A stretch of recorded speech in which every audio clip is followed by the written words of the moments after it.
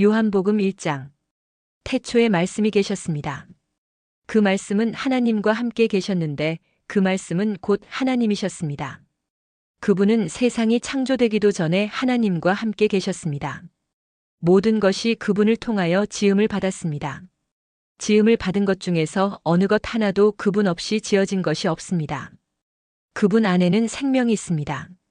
그 생명은 세상 사람들을 비추는 빛이었습니다. 그 빛이 어둠 속에서 빛을 발했지만 어두움은 그 빛을 깨닫지 못했습니다. 하나님께로부터 보냄을 받은 요한이라는 사람이 있었습니다. 요한은 그 빛에 대해 증언하여 자기를 통해 모든 사람들이 믿음을 얻도록 하기 위해 보냄을 받은 사람입니다. 요한 자신은 그 빛이 아니었으나 사람들에게 그 빛에 대하여 증언하기 위해 온 것입니다. 참빛이 있었습니다. 그 빛은 세상에 와서 모든 사람을 비췄습니다. 참빛이 되신 말씀이 세상에 계셨습니다. 세상은 그분을 통하여 지음을 받았는데도 그분을 알지 못하였습니다. 그분은 자기의 땅에 오셨으나 그의 백성들은 그분을 영접하지 않았습니다. 그러나 누구든지 그분을 영접하는 사람들, 그분의 이름을 믿는 사람들에게는 하나님의 자녀가 되는 자격을 주셨습니다. 좋은 가문에 태어난 사람들만 하나님의 자녀가 되는 것이 아닙니다. 또한 어떤 사람들의 계획이나 바람에 의해서 그리고 그들의 조상으로 말미암아 하나님의 자녀가 된 것도 아닙니다. 다만 그들은 하나님 자신이 그들의 아버지라는 사실 때문에 하나님의 자녀가 된 것입니다. 말씀이 사람이 되셔서 우리 가운데에서 사셨습니다. 우리는 그분의 영광을 보았습니다. 그 영광은 오직 아버지의 독생자만이 가질 수 있는 영광이었습니다.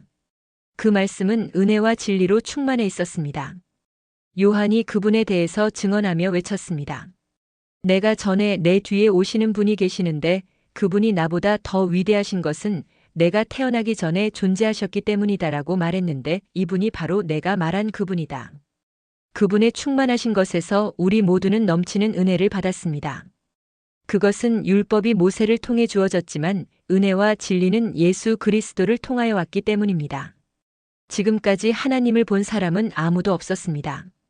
그러나 하나님이시며 아버지 곁에 계시던 독생자이신 분이 우리에게 하나님이 어떤 분이신지를 알려주셨습니다. 요한이 증언한 내용은 이렇습니다. 예루살렘에 사는 유대인들이 제사장과 레위인 몇 사람을 요한에게 보내어 당신은 누구십니까? 라고 묻게 했습니다. 요한은 그 질문에 거절하지 않고 대답했습니다. 그는 분명하게 말했습니다. 나는 그리스도가 아닙니다. 그러자 그 사람들이 요한에게 물었습니다. 그럼 도대체 당신은 누구십니까? 엘리야입니까? 요한이 대답했습니다. 아니요, 나는 엘리야가 아닙니다. 그러자 그 사람들이 물었습니다. 장차 오시기로 한 그 예언자입니까? 요한은 또 대답했습니다. 아닙니다. 그러자 그들이 요한에게 말하였습니다. 그렇다면 당신은 누구십니까? 우리는 우리를 보낸 사람들에게 보고해야 합니다. 대답해 주십시오. 당신은 자신을 무엇이라고 생각하십니까? 요한은 그 사람들에게 이사야 선지자의 말씀을 인용하여 대답했습니다. 나는 광야에서 주님을 위하여 길을 곧게 만들어라 하고 외치는 사람의 소리입니다. 보냄을 받은 유대 사람들 중에는 바리새인이 보낸 사람이 있었습니다. 그 사람들이 요한에게 물었습니다. 당신이 그리스도도 아니고 엘리야도 아니고 예언자도 아니라면 왜 사람들에게 세례를 줍니까? 요한이 대답했습니다. 나는 사람들에게 물로 세례를 줍니다. 그러나 여러분 가운데 여러분이 알지 못하는 한 사람이 서 계십니다.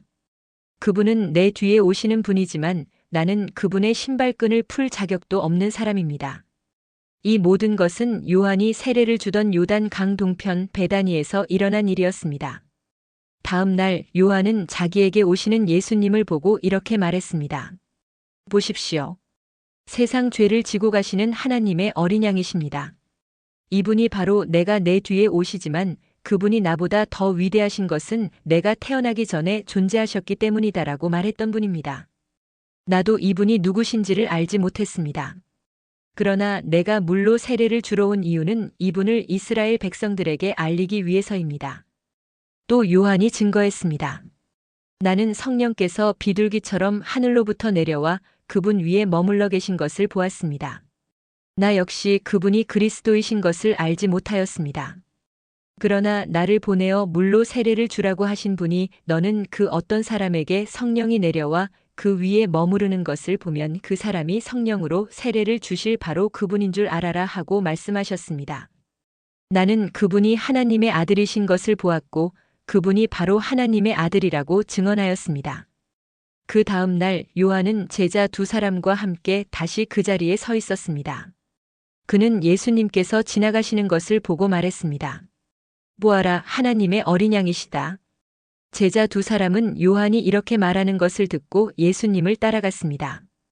예수님께서는 몸을 돌려 자기를 따라오는 두 사람을 돌아보며 물으셨습니다. 원하는 것이 무엇이냐? 그들은 랍비님 사시는 곳이 어디입니까? 라고 말했습니다. 랍비라는 말은 선생이라는 뜻입니다.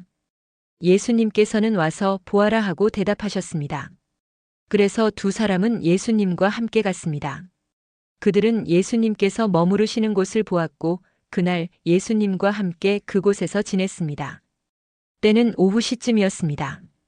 요한에게서 예수님에 대한 이야기를 듣고 예수님을 따른 두 제자 중 한 사람은 시몬 베드로의 동생 안드레였습니다. 안드레가 첫 번째 한 일은 그의 형 시몬을 찾은 일이었습니다. 그는 시몬에게 우리가 메시아를 찾았어라고 말했습니다. 메시아란 그리스도를 가리키는 말입니다. 그리고 나서 안드레는 시몬을 예수님께 데려왔습니다. 예수님께서는 시몬을 보시고 내가 요한의 아들 시몬이구나. 이제 너를 게바라고 부르겠다라고 말씀하셨습니다. 게바란 베드로란 뜻입니다. 다음 날 예수님께서는 갈릴리로 가기를 원하셨습니다. 예수님께서는 빌립을 만나시자 그에게 나를 따라오너라 하고 말씀하셨습니다. 빌립은 안드레와 베드로와 같은 동네인 벳세다 사람이었습니다.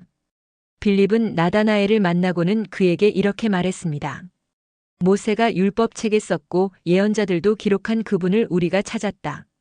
나사렛 사람 요셉의 아들 예수님이 바로 그분이시다. 그러나 나다나엘은 빌립에게 나사렛에서 뭐 좋은 것이 나올 수 있겠는가? 라고 말했습니다. 빌립은 와서 보아라 하고 대답했습니다. 예수님께서는 나다나엘이 자기에게 오는 것을 보시고 여기 참 이스라엘 사람이 있다. 이 사람에게는 거짓된 것이 하나도 없다라고 말씀하셨습니다. 나다나엘은 예수님께 저를 어떻게 아십니까? 하고 물었습니다. 예수님께서 대답하셨습니다. 빌립이 너를 부르기 전 내가 무화과 나무 아래에 있는 것을 내가 보았다. 나다나엘은 예수님께 선생님, 당신은 하나님의 아들이시며 이스라엘의 왕이십니다라고 대답했습니다. 예수님께서는 나다나엘에게 내가 무화과 나무 아래에 있는 것을 내가 보았다고 말해서 나를 믿느냐? 그러나 너는 그것보다 더 큰 일을 보게 될 것이다라고 대답하셨습니다. 그리고 그들에게 내가 너희에게 진리를 말한다. 너희는 하늘이 열리고 하나님의 천사들이 인자 위에서 오르락 내리락 하는 것을 보게 될 것이다라고 말씀하셨습니다. 오늘도 은혜 넘치는 하루 되시길 기도드립니다.